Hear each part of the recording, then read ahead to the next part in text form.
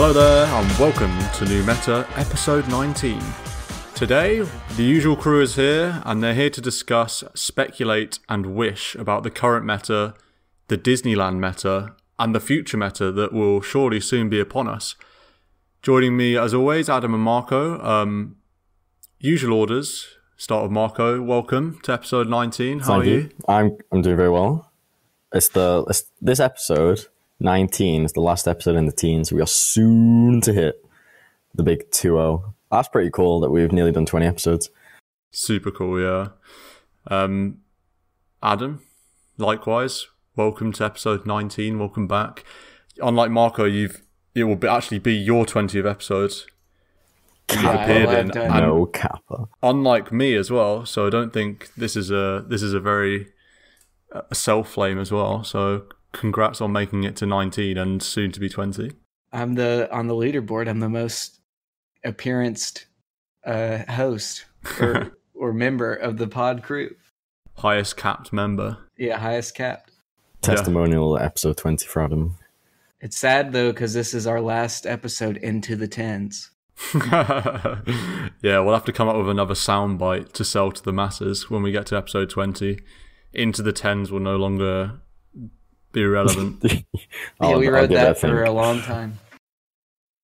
Yeah, so in this episode, we're basically going to be doing a bit of not so much a meta review, but more of sort of speculation going into the major, which will mean the meta shifting a chunk, I'd imagine, and probably what would be a major patch at the end of the major. So we'll be talking about what's good at the moment, what we think about the meta, what we want to change, basically.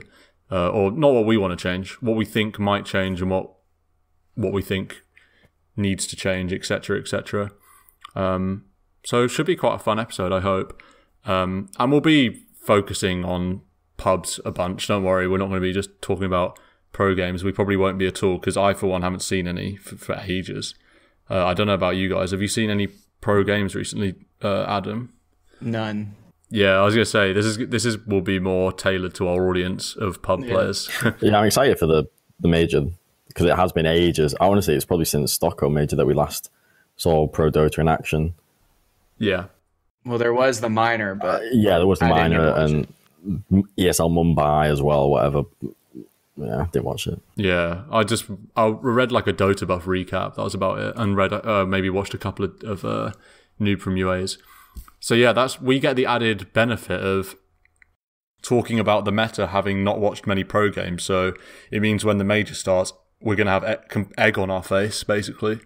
And everything we said will have the privilege of being proved wrong in just a matter of days. Eggs on our face and on the floor.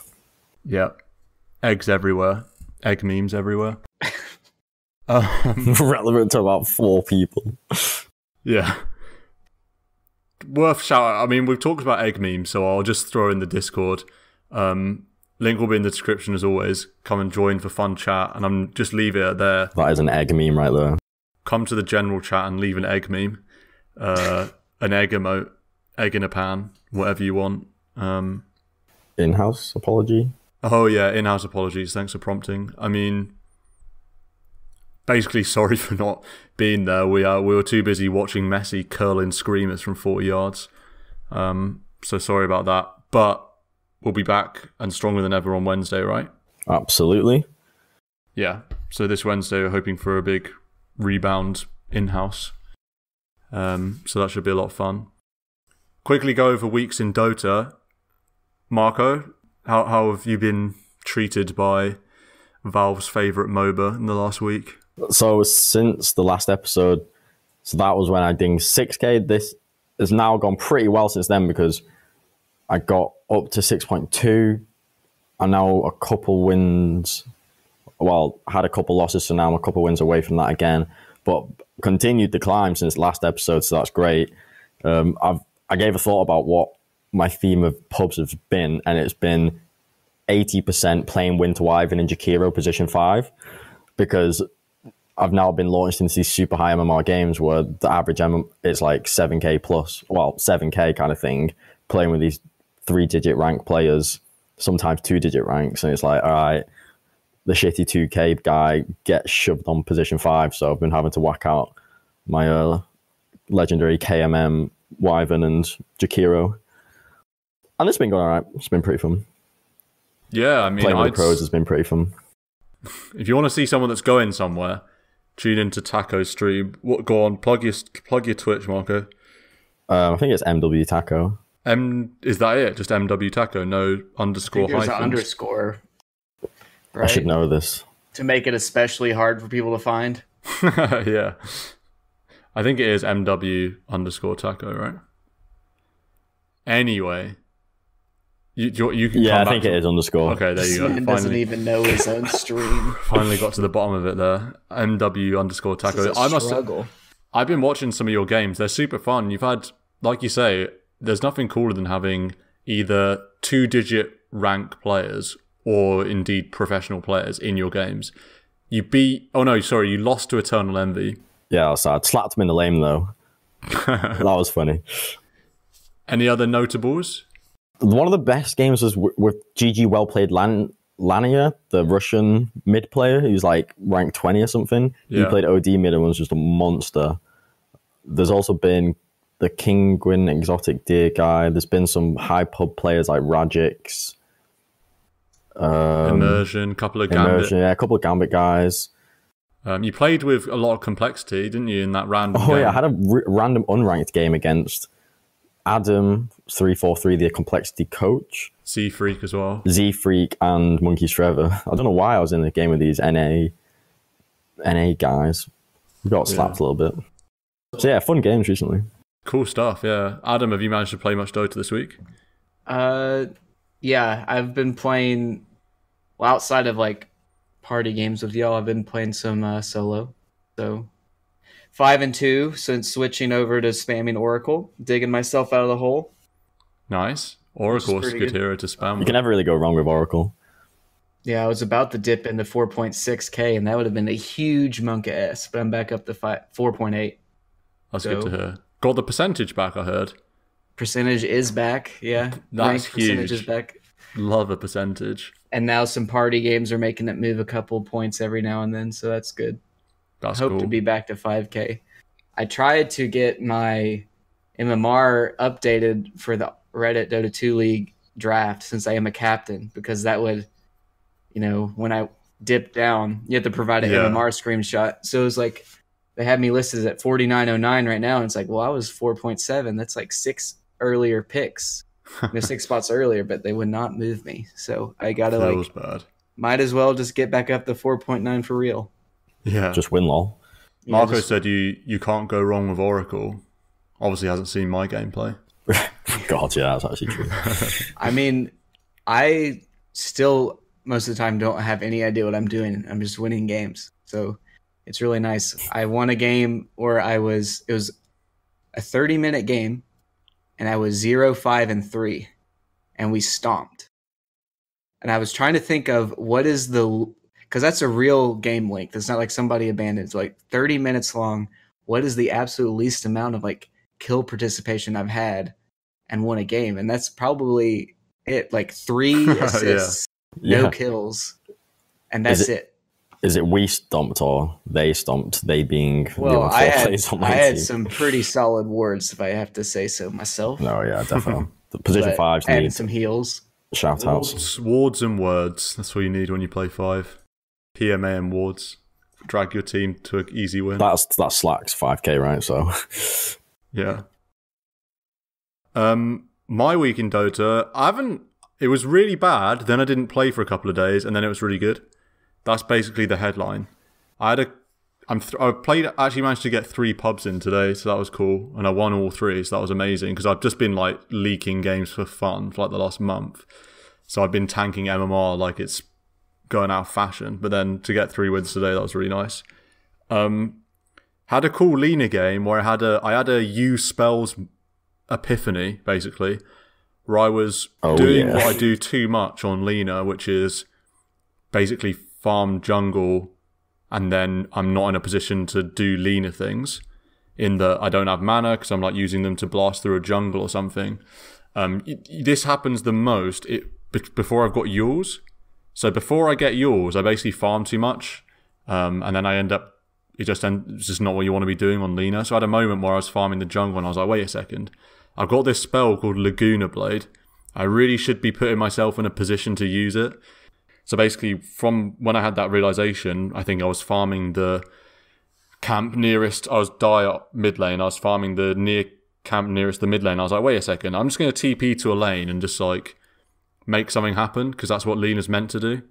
And then basically for the rest of the game, I was just trying to just do loads more stuff than I normally would do, where I would just brain dead sort of farm. Yeah, too passive. Too passive, exactly. Yeah. I'm really happy to hear this improvement. It makes me think of a Gork Lina game I watched him stream today, and he was, I don't think he'd hit level 8. He was like 10 XP off level 8. So this is to give you an idea of the point of the game. So maybe like 8-9 minutes in, I don't know. But he's nearly level 8, and he was saying to his Earthshaker, oh, you go take mid now, I'll go move across the map getting kills.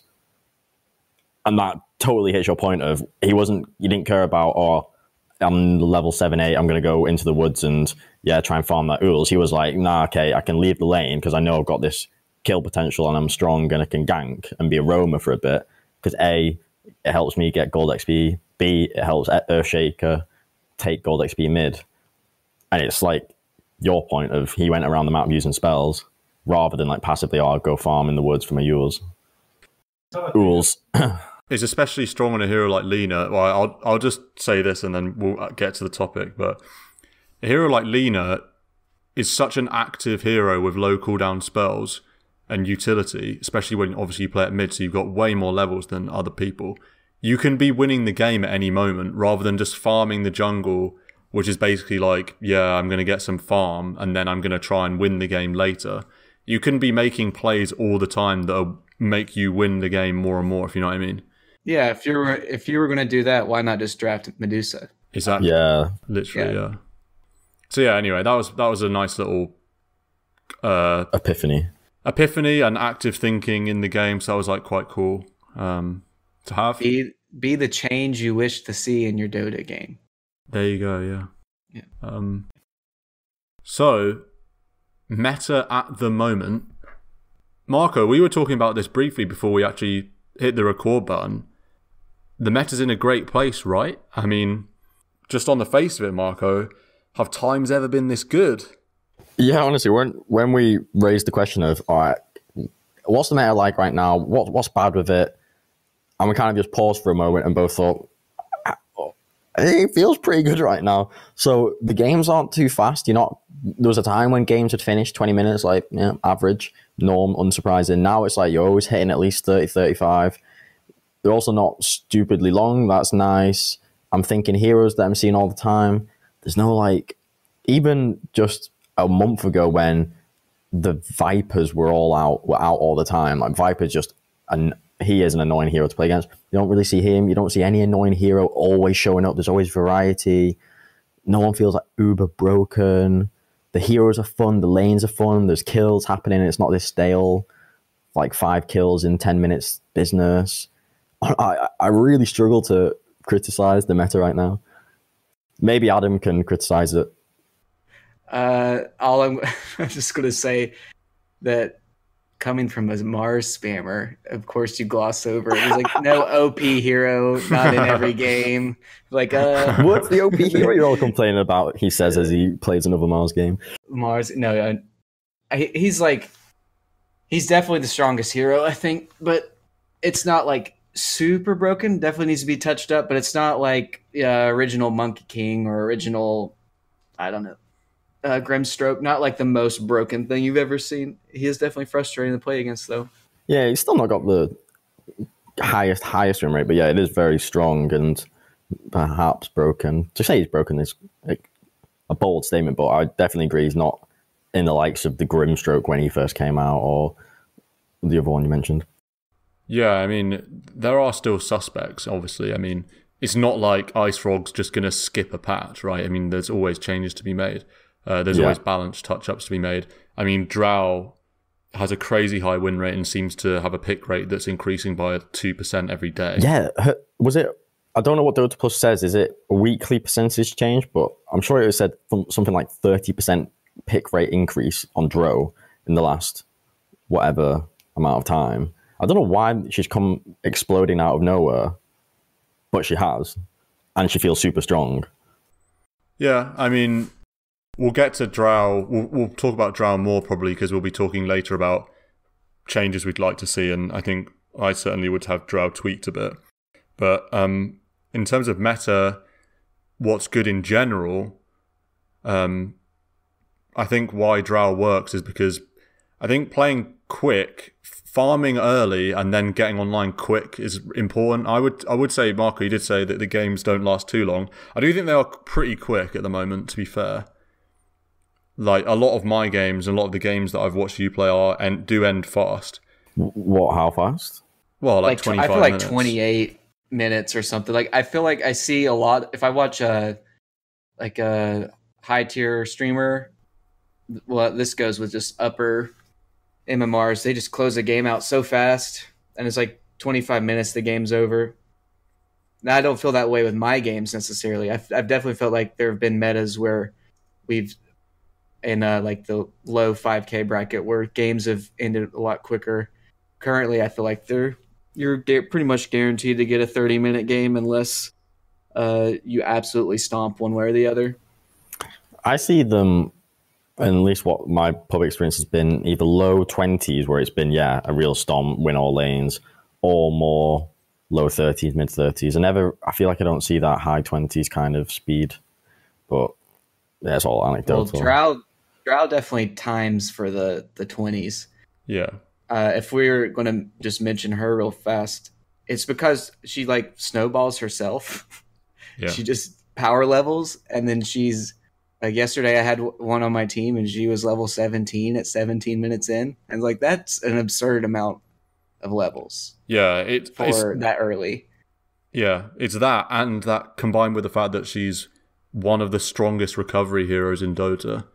I mean, there's few ways better to recover from a lost lane than to one-shot Ancients every minute. Right. I mean, that's even after they got rid of an Ancient camp on either side. Yeah, yeah. You can lose lanes with Drow and still hit timings well. Like, you're obviously not going to be as well, but incredibly strong recovery hero, which I feel like a lot of carries can't say at the moment. And she also there are a couple things I want to hit. There's she did get buffed, so she got the 6 agi. So yeah. Her laning stage is better. So now it allows you to run it in the safe lane more reliably as like a 1, as opposed to that, well, we really need these levels really fast on Drow from mid. And then you also have the Venge or the CM effect where you just exist, right? And you're giving your whole team a bunch of free attack speed. Yeah. Just by you being in the game. So it does make your supports or other ranged cores just come online a lot quicker. I mean, there's always the dirty like Drow Morphlane, or I don't know. So many. I mean, it makes so much difference, especially to, I think the heroes that love it the most are tempo mids more than anything. I mean, when I've got a Drow on my team, and when I'm playing, I don't know, like a Queen of Pain or like a TA, the heroes like this, it's just, so good. Or like Drow OD. The OD, yeah. I've not seen TA in any of my pubs in the last, I've never seen TA in a solo in the last few weeks. I don't know why I've not seen it, but so it means I'm just unfamiliar for why it's strong. Well, they've given TA incremental buffs, basically. I think the big thing that tips her over, especially in high MMR pro games, because she does have an extremely high win rate to the point where I think at the mine had just gone, she was considered one of the most broken heroes. Laning is as strong as ever. TA is always a really strong laner, apart from certain matchups where they basically can remove refraction, and even then it's still very strong. But because of these incremental changes to refraction damage being buffed and meld stacking and all these things, you can basically play it less of a hard farmer and more of an active sort of tempo mid. Obviously, I'm not saying that TA is a tempo mid, but I just mean that you can do more on the map while still getting your farm and while still snowballing. Yeah. That's what's tipped her over the edge. And then Roche, right? You just And Roche, of course, stack yeah. the meld. And I guess that's also what Drow's really good at too. She melts Roche because of the passive, her new ult. She can honestly solo it, but it is better if someone just tanks it. She takes it so quick without anybody helping. And then if people help, it's just you take the Roche in like 10 seconds. And it's not even, it's as fast as like sneaking it. Like you just like, oh, I'm happen to be in the mid lane. Better just take Roche right now. Okay. And then we just roll another tower. Yeah. I mean, yeah. Oh, Drow damage is so good. She's a great team fighter because of the Gust. Gust is an amazing spell. Yeah, for sure. Another thing, perhaps the last thing for the meta at the moment, the lanes, a lot of people, especially the higher up you go, complain that the current meta is lane focused, or have been complaining that current metas, the previous few metas, have been super lane focused to a point that's basically unreasonable. Do you think that's still the case from what you've noticed in your games? And if so, do you think that's something that we'll see continue to be changed? I know they've been buffing denies a little bit in the person that's being denied and those gradual changes like that. What do you think about the state of laning? I do. I mean, it is a lot harder to win a game if you lose your lanes. So I understand the focus on the laning stage. And that's why we see heroes like Shadow Shaman or Oracle. I mean, Oracle's great at every stage of the game. But just like... And then people that you can sit in a lane and be safe, like Doom or Necro. Yeah. Just looking at the tier list, or like the competitive hero tier list, it sometimes gets posted on Reddit. The tier 1 heroes right now are Nyx, Enigma, Razor, Oracle, Doom, Morphling, Darkseer, OD, Troll, and Lifestealer. And there's not a weak laner in that bunch. This is like contested pick bans. Yeah. And they're all either really obnoxious to lane against, or they are able to secure their own farm, or they can get kills with their spells. So like Nyx is a king of a dual lane or a tri lane because he's got 2 stuns at level 2. And then Enigma is denying all the range creeps. Razor is sucking all the damage. Oracle has massive range.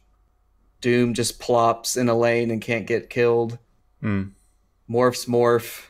Yeah. No, they're all strong laners for sure. Yeah, I'd agree that the early game is still really important for then dictating how the pace and the balance of the mid game goes.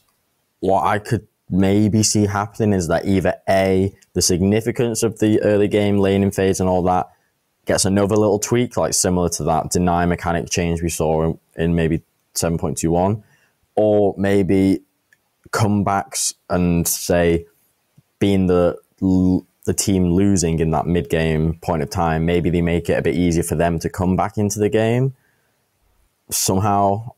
It's a slippery slope to do the comeback mechanic again. Yeah, who knows how you like do this in practice? Ice Frog's the god, let him do it. But if I was going to speculate about how the like meta play style change, it could be in that kind of way. So they could buff the towers again, maybe. Yeah, just to like diminish the value of winning your lanes, maybe just marginally. But like I've said, the meta feels great right now, so I really couldn't complain. So what they've been doing recently is just not making it easier to come back, but rather making losing the lane in itself less of a disadvantage. Yeah, less punishing. Less punishing, exactly. So like having all of your creeps denied, that gives you more XP, right, than in the past. Yeah. And stuff like that. That's the way they've been doing, which I think is a smart way to do it. I don't know if this is, you guys can tell me if this is too abstract or not abstract, this is just too stupid, but I feel like, just in my experience, like I've been saying about how a lot of the games are ending in, to me, in this sort of 25 to 30, maybe 35 minute mark. It's the reason I think lanes are so important is because of the amount of stuff you can do immediately after the laning stage, that period of time is basically when I feel like the game's decided, because later in the game, teams are so good at not letting an advantage slip these days, in terms of just taking it super easy, keeping map pressure up, taking a Roche before they do any crazy stuff. And if you lose your lane and you need to passively farm, and basically be passive for the initial post-laning stage, you're just going to get like pressured so hard in this meta. I feel like it's quite hard, I think, to find space to catch up in the 10 to 15, 10 to 20 minute mark.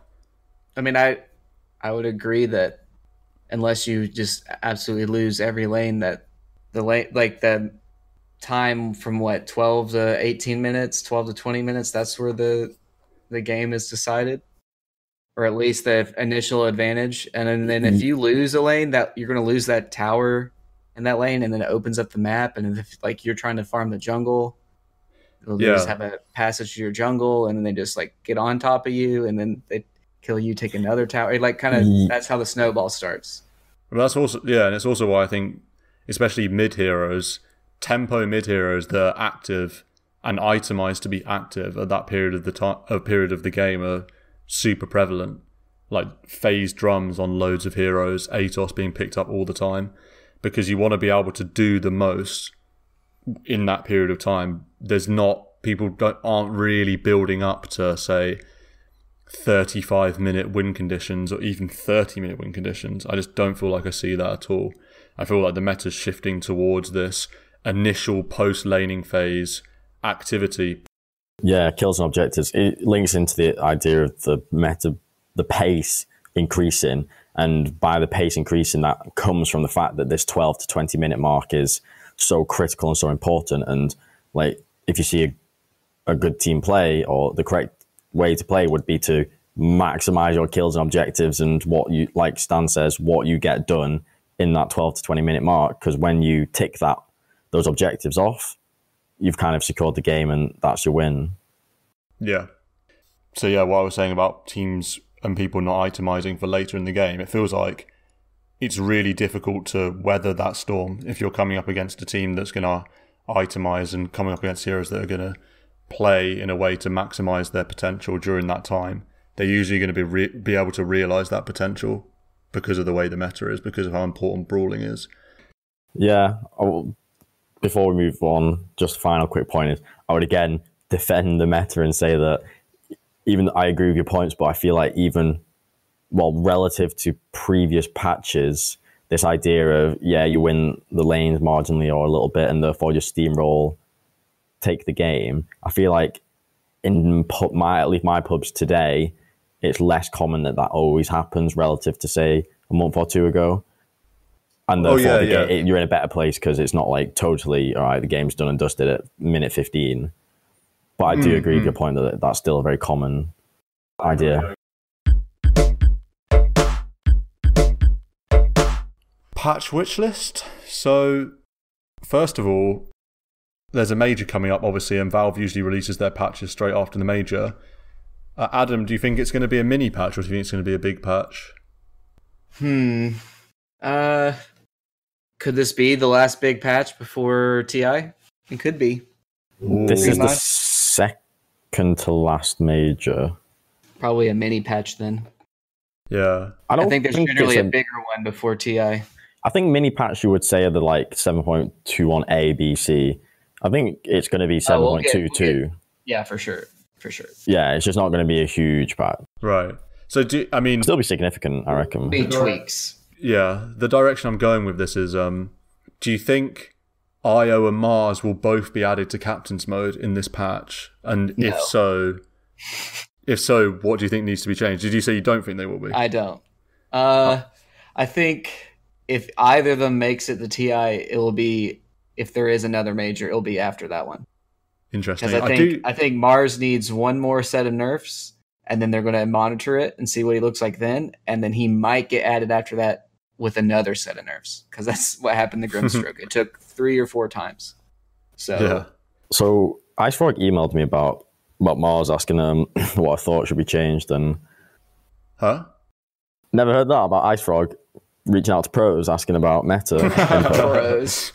I think the pros probably know how to spell the spells, sir. So here in the note you have bro, I'm dyslexic. Bulwark. What is Bulwark? Bulwark? It would seem rude not to go to you, Marco. Then I'll role play Ice Frog. Then I'll ring you up on the phone and say, with a voice changer, obviously, because no one's allowed to know Ice Frog's true identity. So it'll be a weird voice changer. I've been watching your stream, obviously listening to the podcast, of course.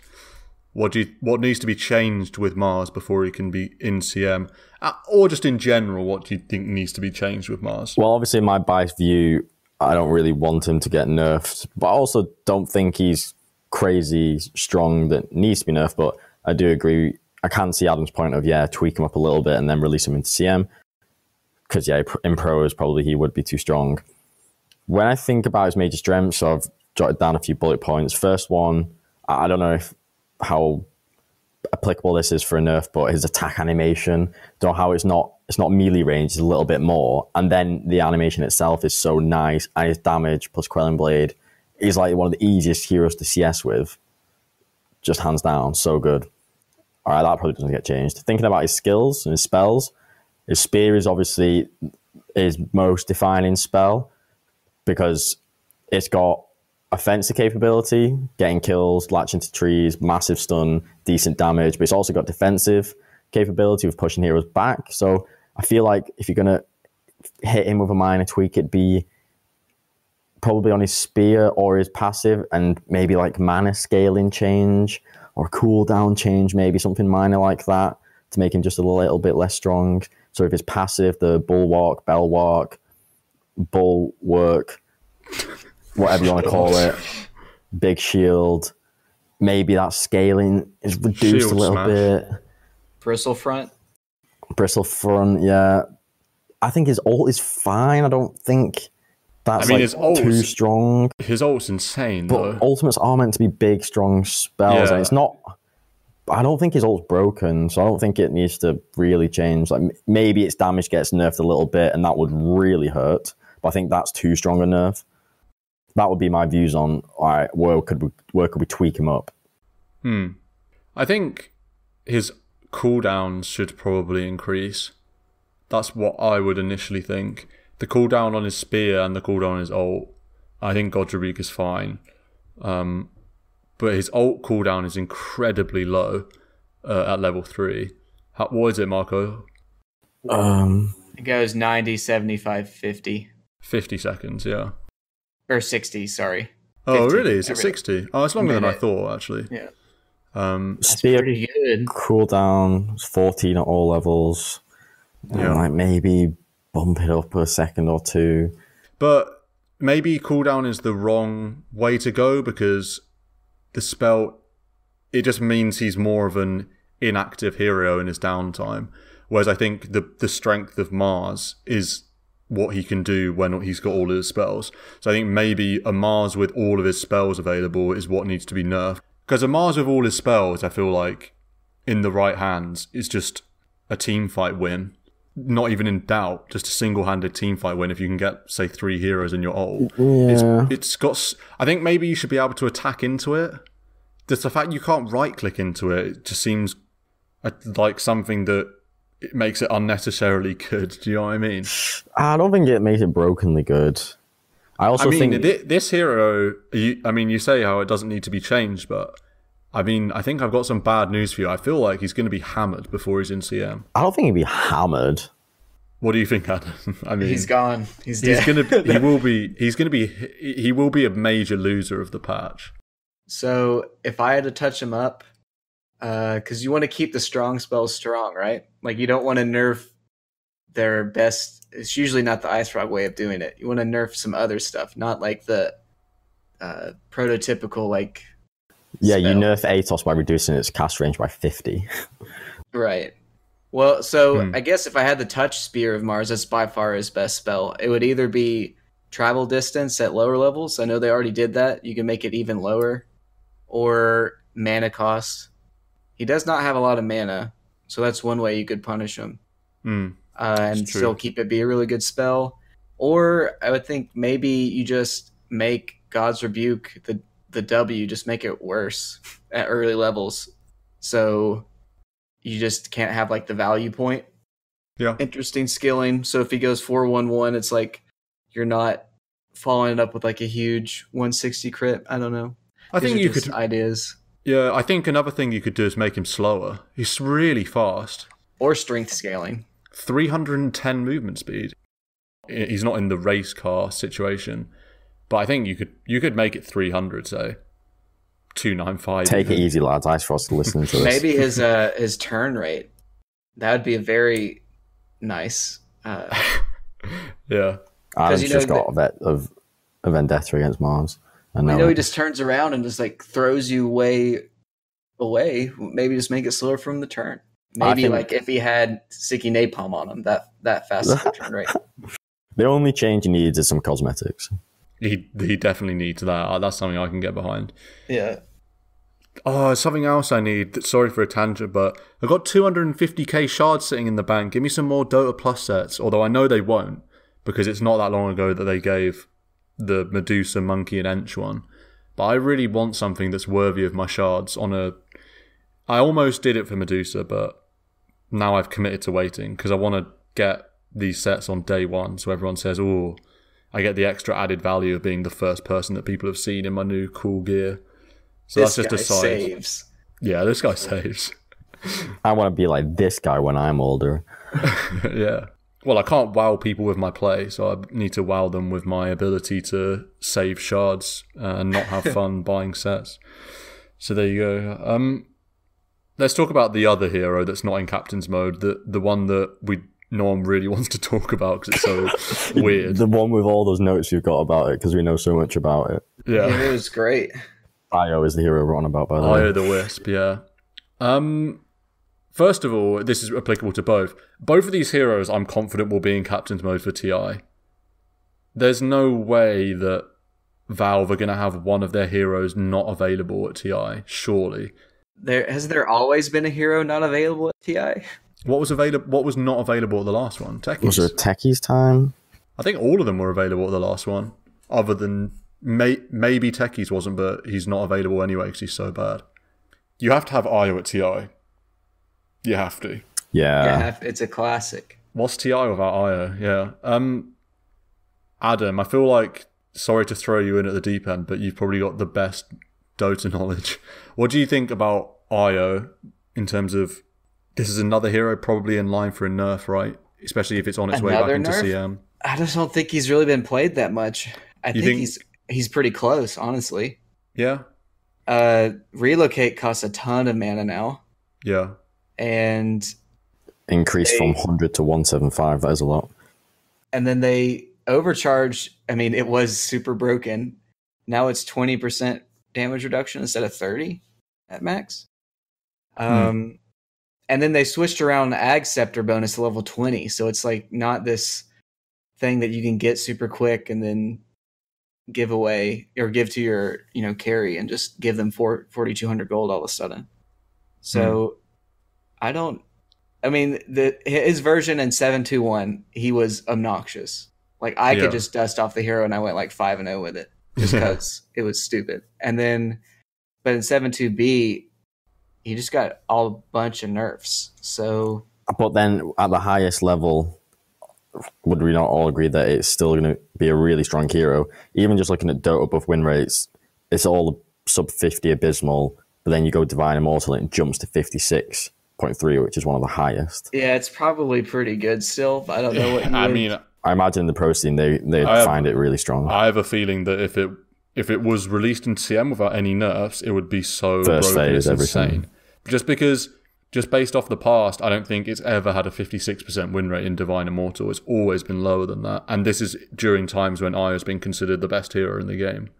So I just have a feeling now if they plopped it in, it would just be stupid. So I do think it will get nerfed purely because I don't think, if they're going to add it to CM, they're just not going to risk having it be stupid. And at the moment, there's a risk that it's I just don't know what you would do to it. I think you need to They just changed the spell.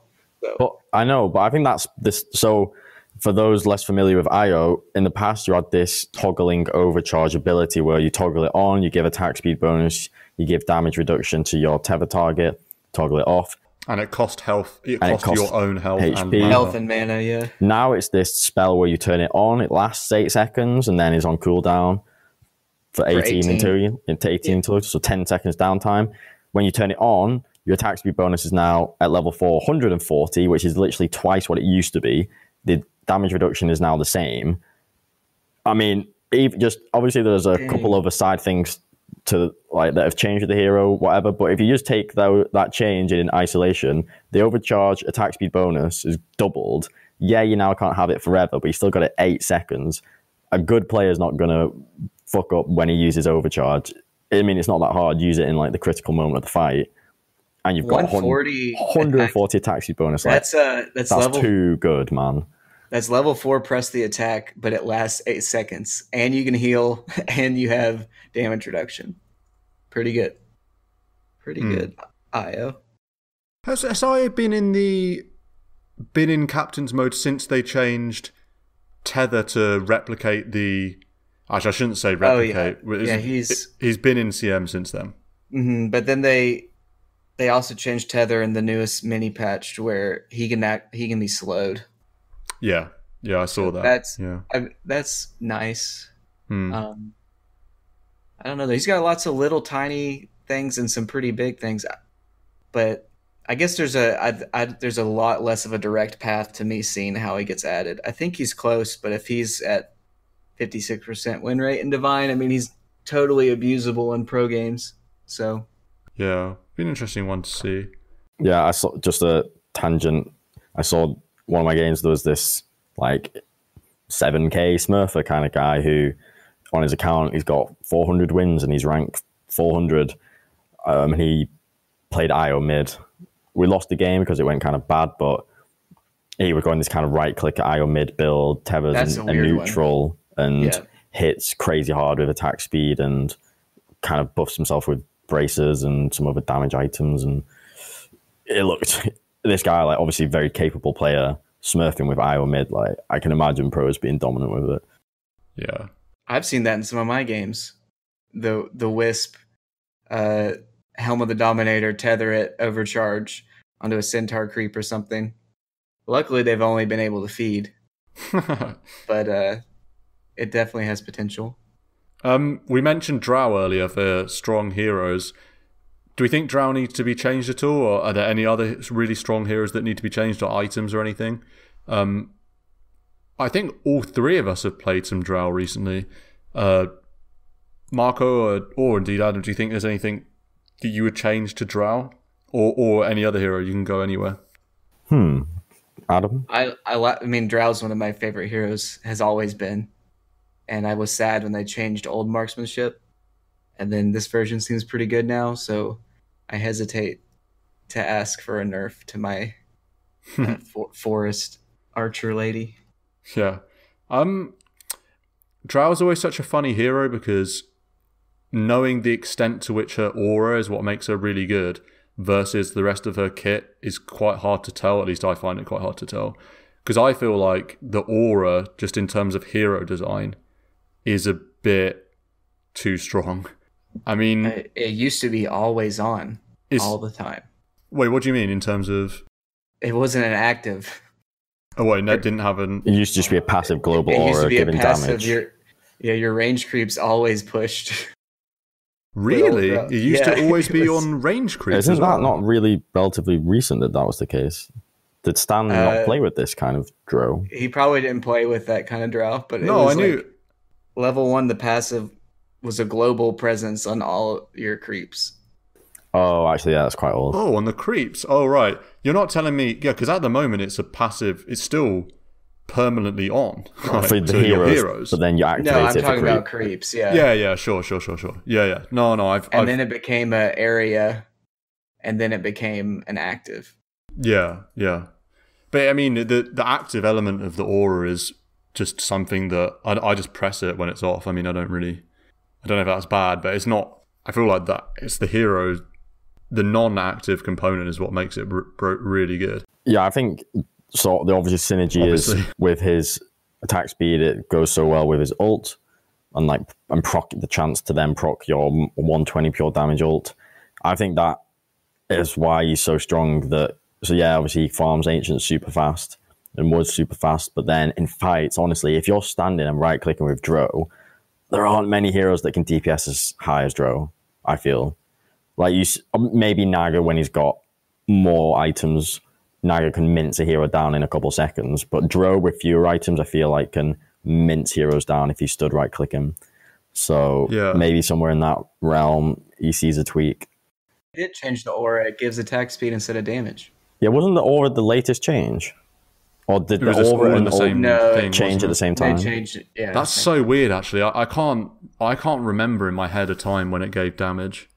Yeah, it gave damage relative to your agi, and now it gives attack speed relative to your agi. Yeah. It's so funny how I literally can't remember what it was like with before, and it wasn't even that long ago that they changed it. It's only like a couple of months ago or something. 3 months ago, maybe. I don't know. You said it's just semantics. You know what's not semantics? Drow and Naga Siren's genders. Got Marco over here just calling him he. He. Did I ever say he? Yeah, Drow when he shoots his arrows. Naga when he's battling the Drow. I apologize sincerely. Misgendering my ladies. I think Drow will be changed. I mean, I don't know what they'll change. I think maybe just change the amount of marksmanship, pure damage that gets around armor. Yeah, would it kill the... I think you shouldn't be able to one-shot Ancients.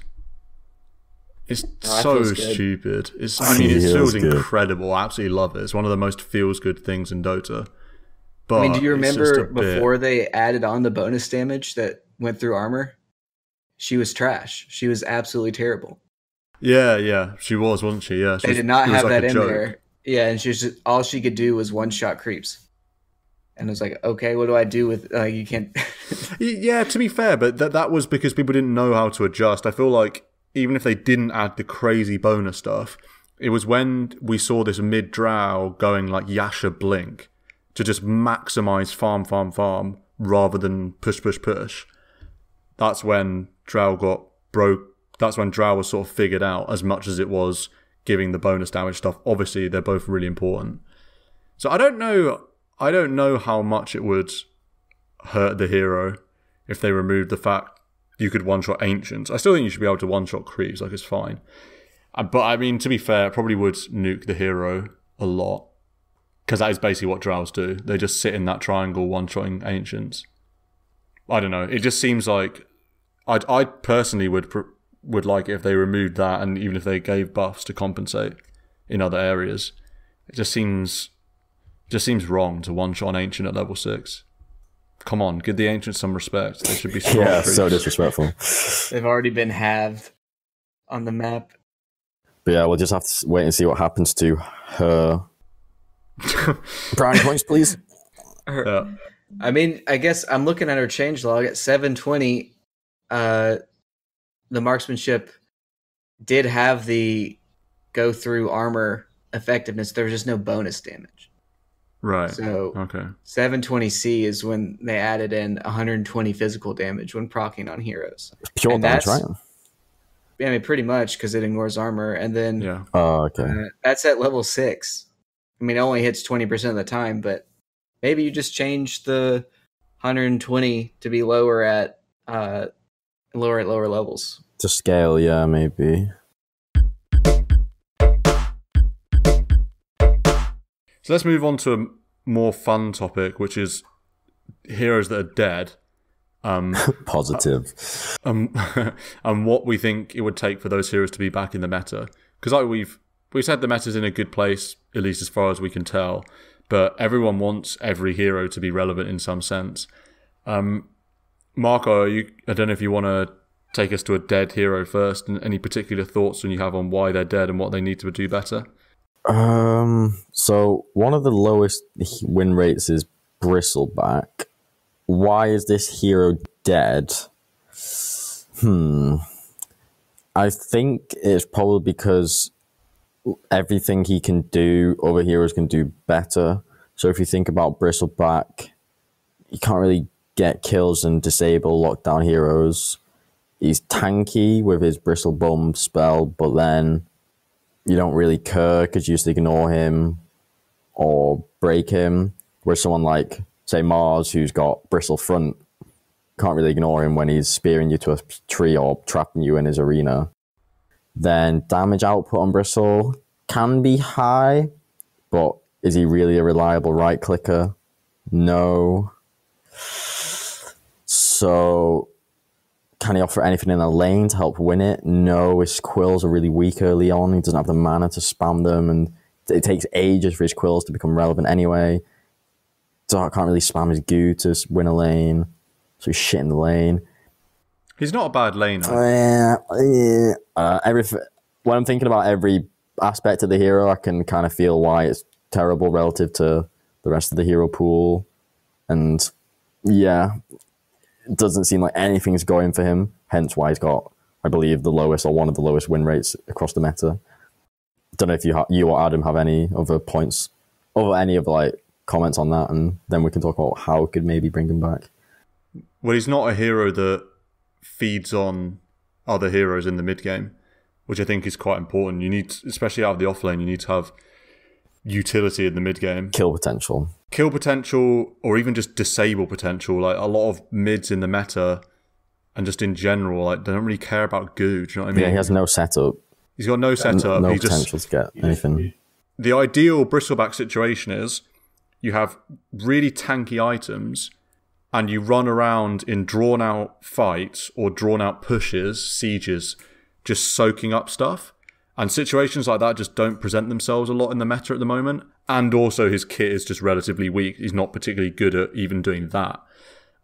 Also, to your point, it is perfectly reflected by his win rates across the ranks. So it's actually 41.9 at Divine Immortal, and then it goes up and up and up as you go down to Crusader. Because, like you say, the ideal scenario is what you just said, like at the front of a fight, like soaking loads of damage, getting lots of damage off. But to counter him and to play against him optimally, like I ignore him, run away from him, lift him, to disable him, whatever. He actually is so easy to just ignore, basically. And therefore, it's unsurprising that as you go down the ranks and people get better, his win rate plummets. Yeah, he's so easy to ignore. Because in the lane, even if he is dominating sitting in a lane, he doesn't push particularly quickly versus other heroes that will push way faster if they're just left alone.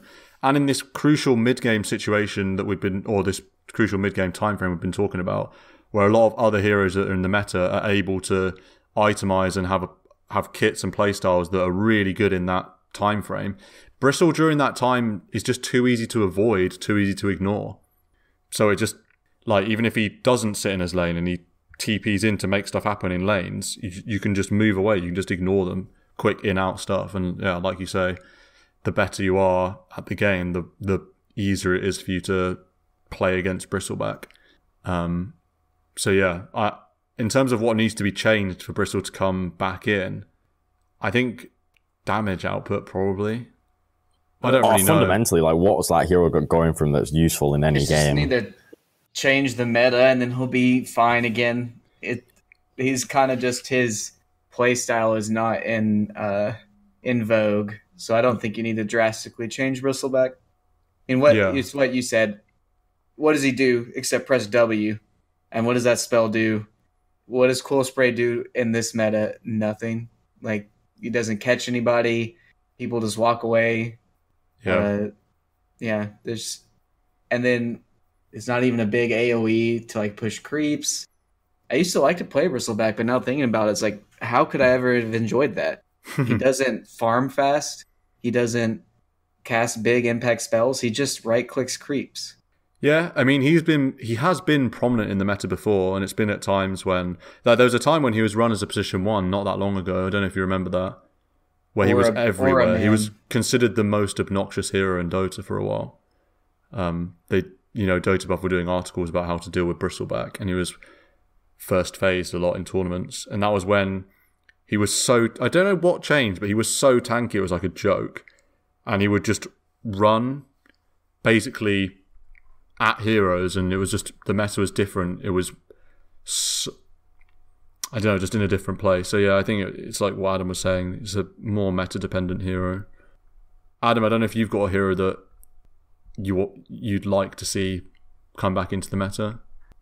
I don't necessarily have anything.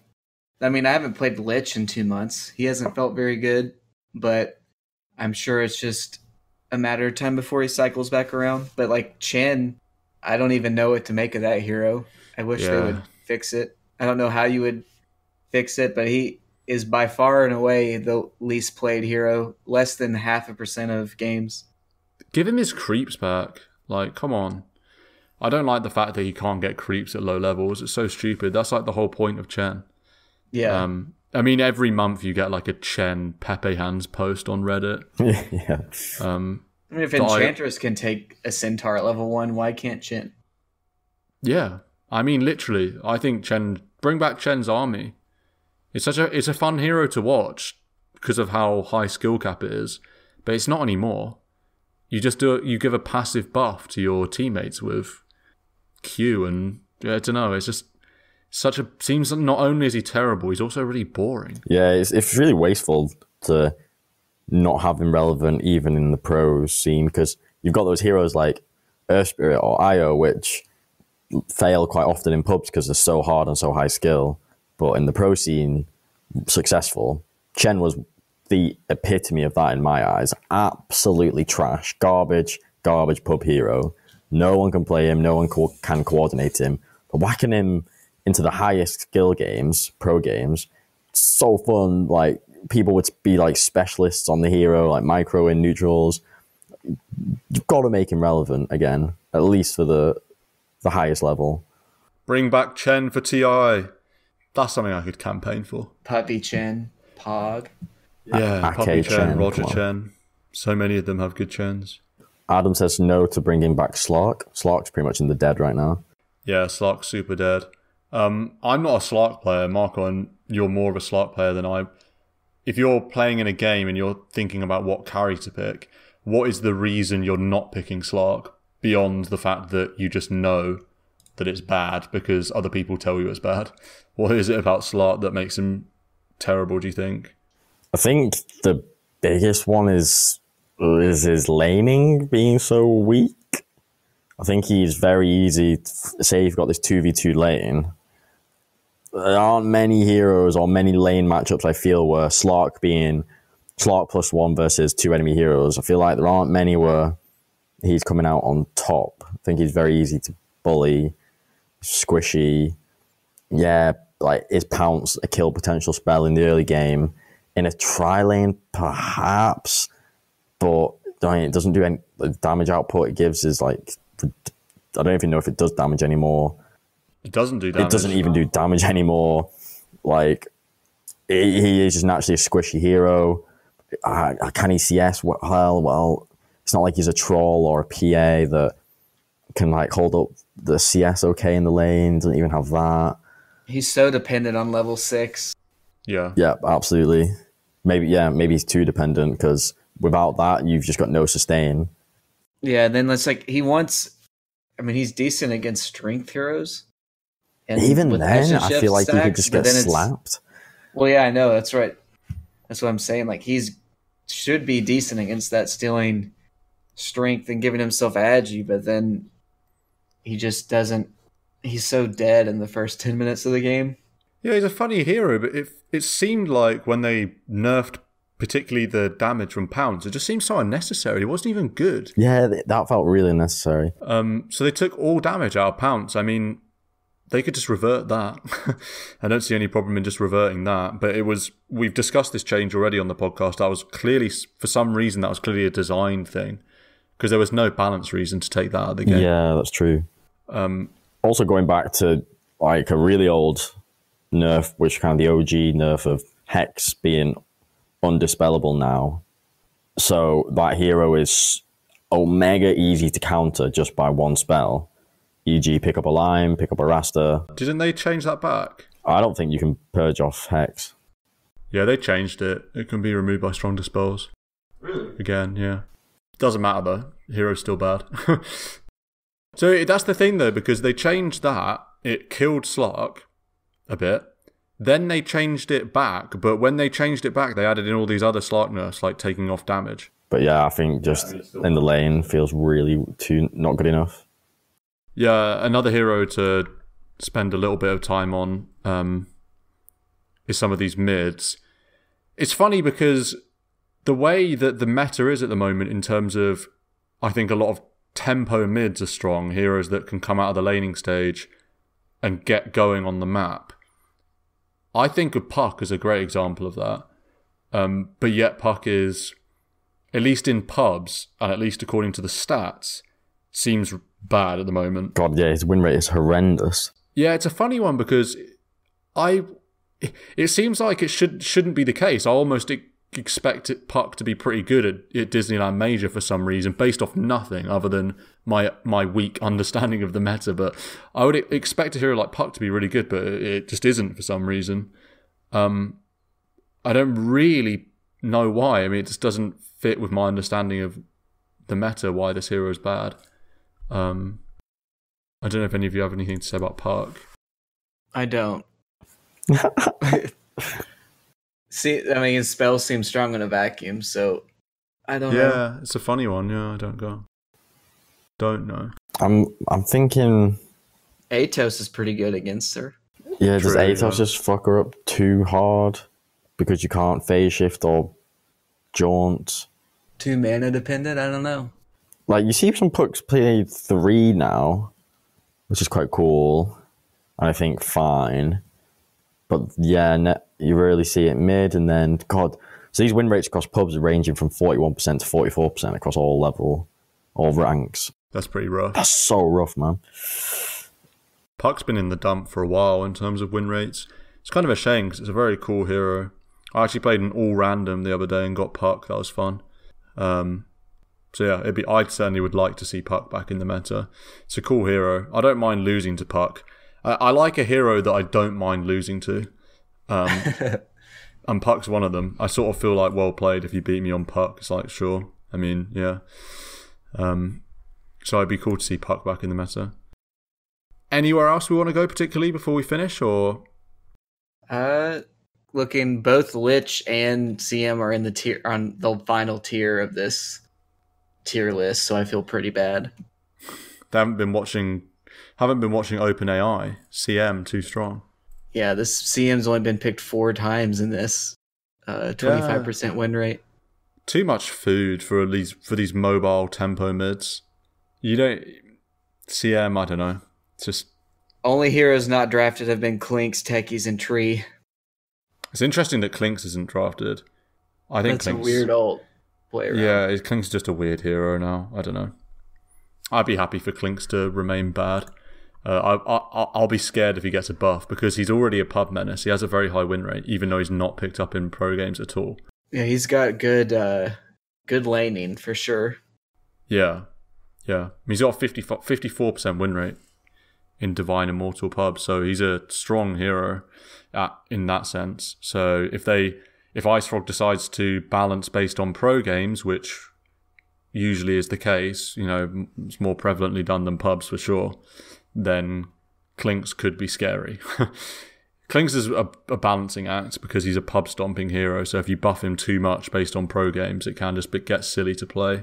Yeah, for the that's rest why I of us don't want plebs. Slark to get any buffs. It's just like I don't want my pub games to devolve into madness. Yeah. The point I was going to make when Adam spoke was, it's not that I really care about wanting some heroes to get buffed because they're dead. The only one probably would be Puck.